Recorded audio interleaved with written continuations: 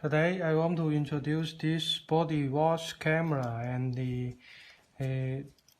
camera lens is just right here. Check carefully, and the USB port is under the bottom, and we just press A button of the remote.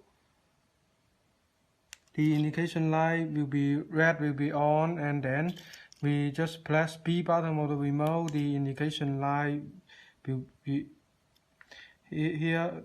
The red indication light here will bring 3 times and off. It means that it's in recording.